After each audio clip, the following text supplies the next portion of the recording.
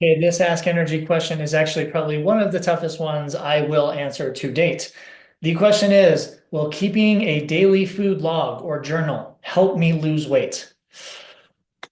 This is a tough one. Okay, what I'm going to do is I'm going to present some yeses and some nos. Okay, so it kind of depends on the person, right? All right, so here are the yeses. Yes, keeping a daily food journal will help you lose weight or change your body composition.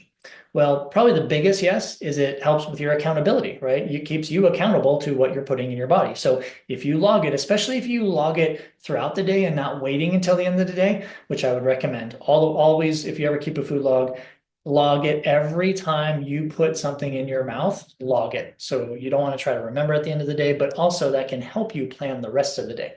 Little secret. Okay, so yes, it can keep you accountable to yourself.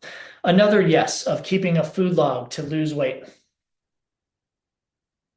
I don't know if I can think of one, to be honest with you. And I'm sure, listen, you're watching this and you're like, oh no, you forgot about this one. Please let me know because and it may come to me, right? But let me know in the comments below if there's another reason why you've kept a food log that can actually and you've lost weight or changed your body composition by keeping a food log. Let me know what the yes is, like the pro to that. Okay, let me go to the no's. So the first no is a fairly obvious one that actually a lot of people don't know about. And that is, at least in the United States, our government allows up to 20%. Sometimes I think it's either 20 or 25%. I have to look that one up, but let's use 20%. Allows 20% error in calories on labels.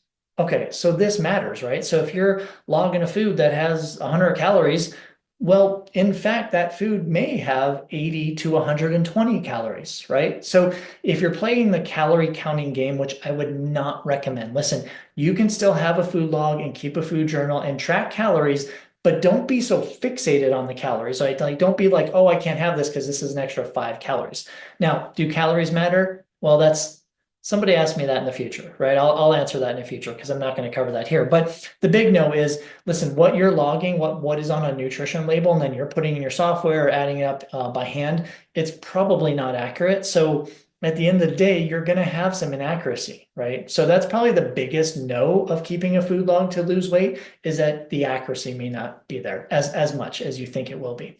Okay, another no is I've actually found some people who keep food logs who have actually gone down the road of developing a very poor relationship with food. They are like the food handcuffs are on and they're like, oh my gosh, all I'm thinking about is food and I'm thinking about eating and not eating and maybe you're classifying food as good and bad or healthy and unhealthy.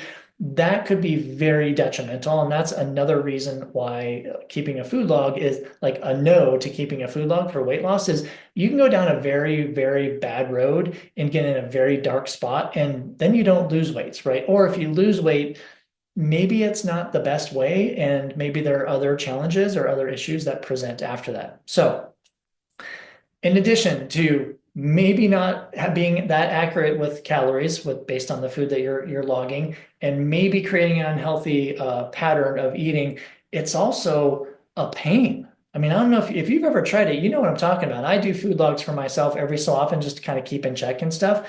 But I usually don't do more than like 2 days unless I have to, unless I'm doing like a really intense dietary experiment with myself and I have to keep a food log, which I've done in the past for like kept food logs for like a month and plus, which is this comes to my next no. It is a pain in the you know what, right? Because you always have to remember, and you're either weighing, you're measuring, or you're methodically looking at that label and you're inputting it, right? So that's another reason. It's a pain in the you know what. Another no could be, listen, I mean, if you're using a software or an app, they're not perfect. Like there are so many foods out there and food choices and restaurants and food combinations. These apps don't have all of the foods in their databases. Now, some of them are pretty robust, don't get me wrong, but it is very difficult to find the foods sometimes that you eat in these apps or in these databases, which leads you to have to create your own. So now you have to get all the information, like maybe make a huge salad with some chicken or whatever, and you have to deconstruct that. You have to weigh everything, you have to measure everything, put it in, like find the nutrition, right? And then put it in the app or the database. And the good news is once you have it built, it's built, but then you have to have the same exact amount the next time. So you can just check that one, right? So it becomes a little laborious is what I'm saying. Now, I'm trying not to badmouth food logging and food journaling. There is definitely a time and a place, but if you're just here's my final answer, right? If you're just relying on food logging or food journaling to lose weight or change body composition, it's not the only thing. It could be part of the big puzzle for sure, right? If that helps you with accountability, and absolutely, if you're working with a dietitian or a coach, that can be part of the process, but it's not going to guarantee your success. It is only one piece of the puzzle. And as you probably know, weight loss, body composition changes, it's a very complex puzzle, right? Especially as we get older because hormones are changing, right? So yes, it can be extremely beneficial, but I have not seen the benefits outweigh the positives in most of the people that I've worked with. Now, again, let me just summarize this by saying there, like food logging, food journaling can be a great tool when used appropriately, but if it's the only tool and the only time and the only thing that you're doing to try and lose weight, I think you're going to kind of miss your target some of the time. So hopefully that helps. Thank you for asking that question on a very kind of